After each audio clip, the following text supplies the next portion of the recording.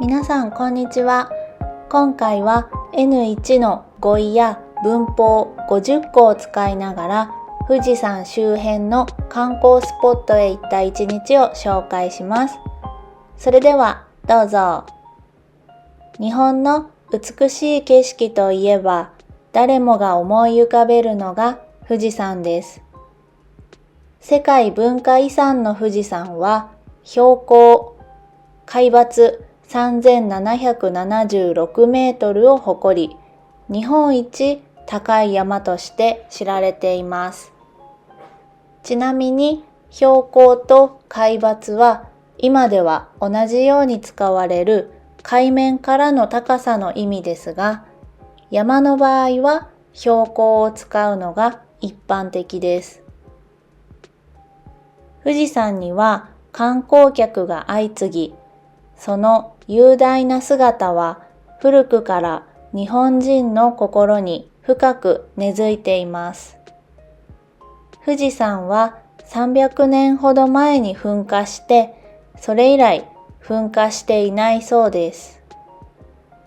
富士山はその美しいシルエットから古くから絵画や短歌、文学、そして写真のモチーフとして愛されてきました。日本の文化や芸術において富士山は神聖な山として崇拝され、信仰の対象ともなっています。特に富士登山は多くの人々にとって特別な体験であり、山頂からの日の出は一生に一度の感動を与えてくれると言っても過言ではありません。東京から富士山エリアへは車で行きました。東名高速道路を利用して御殿場インターチェンジで降りるルートです。御殿場からは富士山の姿が徐々に近づいてくるため、車の窓からその壮大な姿を楽しむことができます。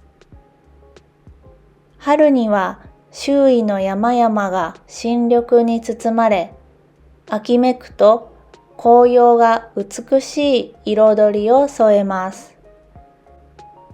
富士山を美しく見渡せるスポットの一つとして有名なのが荒倉山浅間公園忠霊塔です。この公園は山梨県富士吉田市に位置し、富士山と忠霊塔が一緒に見える絶景スポットとして多くの観光客に人気があります。私たちが行った日は曇っていて、案の定富士山のてっぺんまでは綺麗に見えませんでした。それでも空気はすがすがしく、遠くにそびえる富士山は美しく圧倒されました。たとえ天気が悪くても、富士山周辺観光のプランは台無しにはなりません。特に春には桜と忠霊塔、そして富士山が相まって、まさに日本の美を象徴する光景が広がります。次に、車で富士山のふもとにある河口湖まで移動し、遊覧船あっぱれに乗りました。河口湖といったら遊覧船、1人1000円で乗ることができます。河口湖駅からは徒歩10分で行けるそうです。船に乗りながらの景色は最高で気持ちよかったです。河口湖周辺を散歩して、かわいい富士山クッキーを買いました。お店の中は結構繁盛してました。次に、大石公園は湖と富士山の両方を一度に眺めることができる絶景のロケーションにあります。至るところに海外の方がいました。富士山の美しさは言うに及ばず、お花とのコントラストが綺麗でした。晴れていて富士山の頂まで見えたらもっと最高でした。次に山梨県の忍野村にある忍野八海に行きました。忍野八海は富士山の湧水が集まってできた8つの池で、その透明度と神秘的な美しさから富士の名水として知られています。人気スポットとあって、ここも人が多かったです。それぞれの池は大小様々で、池ごとに異なる表情を持っています。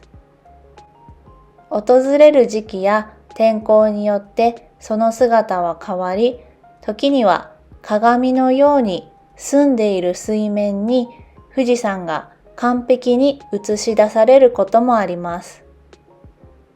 8つの池は全部近い場所にあるかと思いきや、8つ目の池がどうしても見つからず、何が何でも見つけたいと思って結構歩きました。また、忍野八海周辺は古い日本の田舎の風景が広がっており、清らかな水が流れる小川が点在しています。まるで昔の日本にタイムスリップしたかのような感覚を味わえる場所です。天気が悪く、富士山の上までははっきりと見えずじまいでした。もう夜ご飯の時間でいろいろお店を探しましたが、疲れていたがゆえに Google マップですぐ近くの居酒屋に行きました。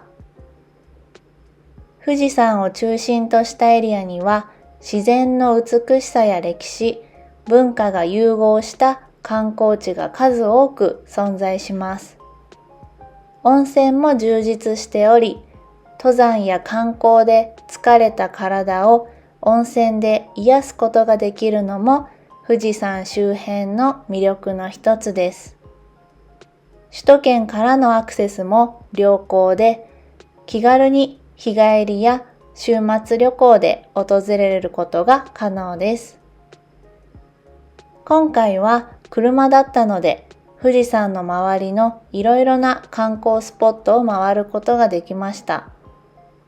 富士山周辺の観光は、どれくらい朝早くに行けるかにかかっています。この日は終日かけて富士山周辺の観光をして、とっても充実した一日でした。疲れたけれど、朝早く行くに越したことはありません。ちなみに富士山の混雑ピークは8月だそうです。日本人たるもの、生涯で一度は富士山に登ってみたいです。富士山に登ったことある人いますか？差し支えなければ、ぜひコメントで教えてください。はい、お疲れ様でした。次からそれぞれの意味を解説していきます。遺産。遺産とは、死んだ後に残した財産のことです。富士山は世界文化遺産ですね。海抜。海抜は近隣の海面からの高さです。標高とほとんど同じ意味になります。誇る。誇るはすごいと思って得意になる、自慢するという意味です。富士山は海抜3776メートルを誇りという文で出てきましたね。相次ぐ。相次ぐは次から次へと続く。富士山には観光客が相次ぎ、観光客がどんどん続いてるってことですね。噴火。噴火は火山が爆発することです。短歌。短歌は和歌日本の古い歌で五七五七七のリズムの歌を短歌と言います。神聖。神聖は神のように尊い。富士山は神聖な山ということですね。崇拝。崇拝は心から尊敬すること。富士山は神聖な山として崇拝され、という文で出てきました。と言っても過言ではない。意味は、と言っても言い過ぎではないということです。過言とは言い過ぎという意味ですね。富士山に登った時の感動、一生に一度の感動と言っても過言ではありません。という文章でした。徐々には少しずつという意味です。徐々に近づく、少しずつ近づくという意味です。壮大。壮大は大きくて立派という意味です。富士山は壮大ですね。めく。めくはらしくなるという意味です。動画では秋めくと言ってました。秋らしくなる。どんどんもみじが出てきて葉っぱの色が変わっていくときに秋めくとか言います。春めくとか、あと夜めく、どんどん夜になっていくっていう時にも使いますが、あんまり日本人は使わないですね。この何々めくはあんまり使わないです。彩り。彩りは色の変化、色をつけることです。添える。添えるは加えるとかつけるという意味です。メールとかでファイルを添付するの添ですね。つけるという意味になります。見渡す。見渡すは広く遠くまで見るというのを見渡すと言います。案の定。案の定はやはりとか予想通りという意味です。動画内では曇っていて案の定富士山のてっぺんまでは綺麗に見えなかったと言ってます。予想通り見えなかった。案の定見えなかったというふうに言っています。すがすがしい。すがすがしいはすっきりしていて気持ちいいという意味です。そびえる。そびえるは非常に高く立つという意味です。圧倒。圧倒は他より非常に勝ること。力を持っていること。動画内では富士山は美しく圧倒されましたと言ってます。富士山の凄さに、富士山の力にすごいなっていうふうに思った時に圧倒するとか圧倒されるっていうふうに言います。台無し。台無しは無駄になるという意味です。この絵にあるようにせっかくご飯を作っても全部こぼしちゃってそれは台無しって言います。全部無駄になっちゃったことを台無しというふうに言います。相まって。相まっては一緒になってという意味です。動画では桜と忠霊塔、そして富士山が相まってというふうに言ってました。すべてが一緒になってという時に相まってというふうに言います。象徴。象徴は思想などを具体的なもので表すことです。例えば平和の象徴はこの鳥ですね。平和ってなかなか表すのが難しいと思うんですけど、それを象徴するものというのでよくこういうイラストとか使われますね。ふもと。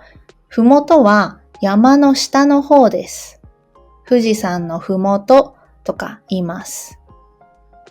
何々と言ったら、何々はすごくという意味です。強調したいときに使いますね。河口湖と言ったら遊覧船というふうに言いました。遊覧船を強調してます。ながらの。ながらのは何々のままのという意味です。何かをしながらという意味ですね。ご飯を食べながらスマホを見るとか。動画だったら動画の中では船に乗りながらの景色というふうに言ってます。繁盛。繁盛は勢いが盛んになるという意味です。よく使われるのは商売繁盛。商売。物を売ることですね。たくさん売れてるお客さんがいっぱいいるときは繁盛してるっていうふうに言います。至るところ。至るところとはあちこちという意味です。いろいろなところにっていうときに至るところと言います。何々は言うに及ばず。何々はもちろんという意味です。富士山の美しさは言うに及ばずというふうに言っていました。富士山の美しさはもちろんってことですね。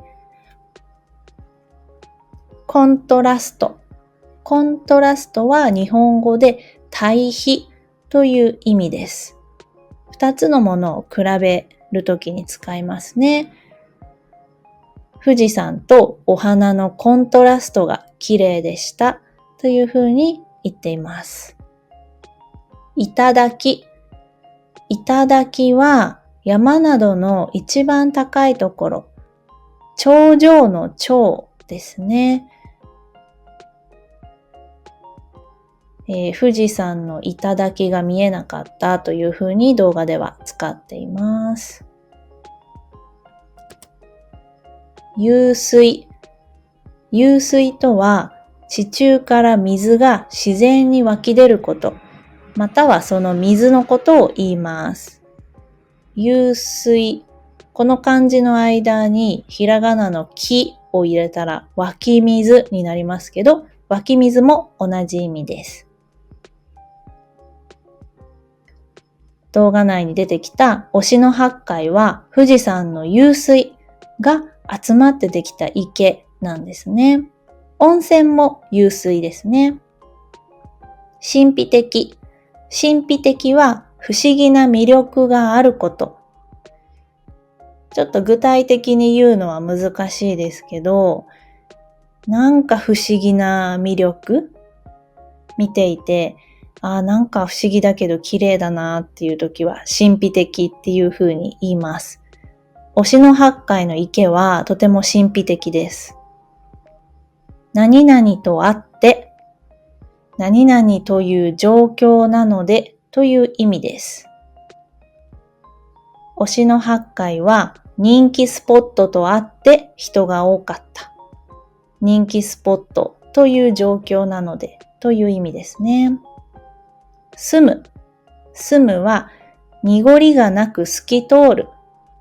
よく、海とか湖とか川に使われますね。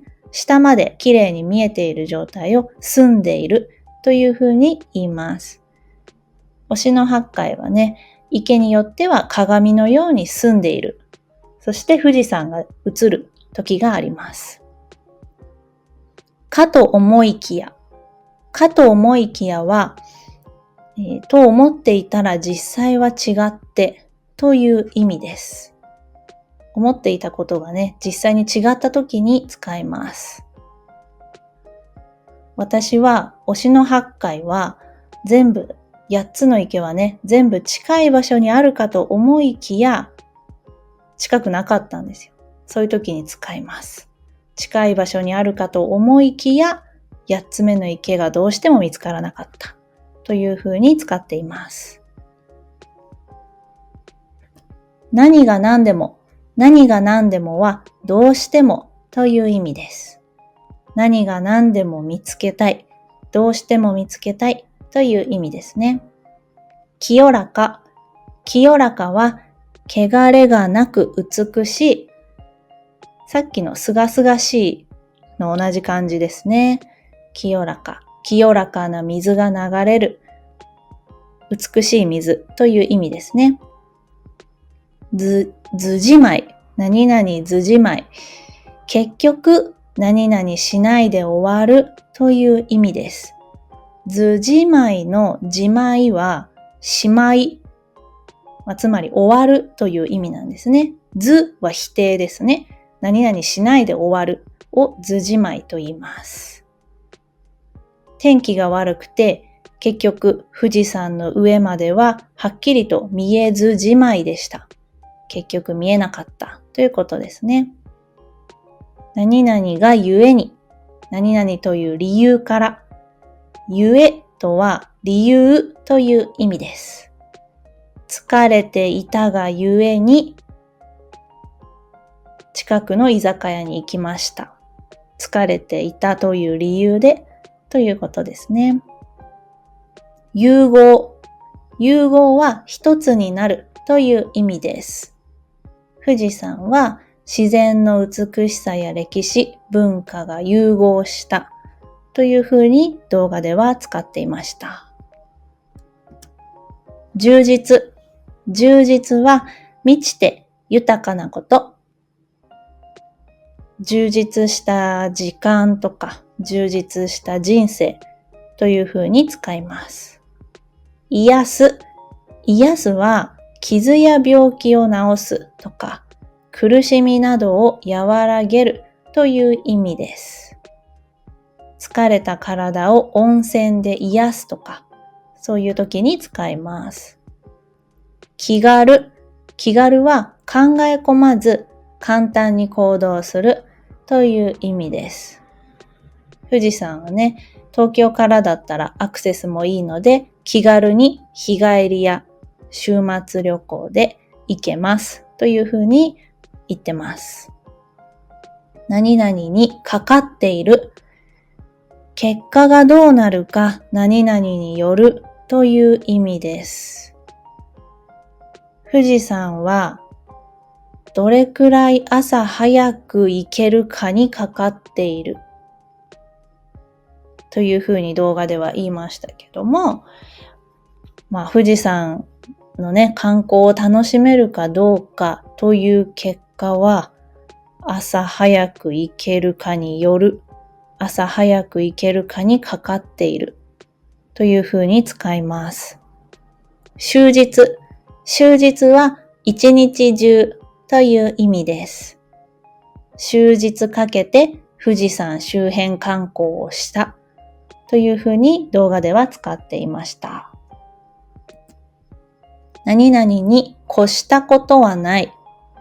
理想は何々するのが一番いい。動画の中では朝早く行くに越したことはありませんと言っています。理想は朝早く行くのが一番いいという意味ですね。ピーク。ピークは頂点とか最高点という意味です。